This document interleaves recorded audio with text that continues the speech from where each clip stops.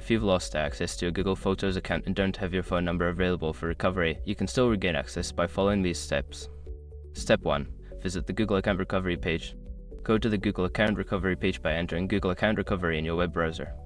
This page will guide you through the process of recovering your account. Step 2. Enter your email address.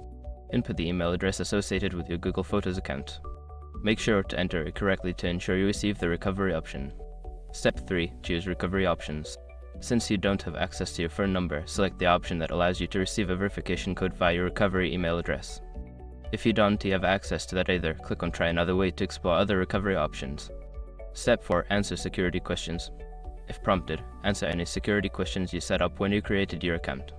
Providing accurate answers can help verify your identity and facilitate recovery. Step 5. Follow the instructions.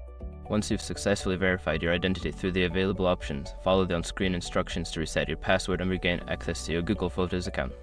After completing these steps, you should be able to access your Google Photos account again.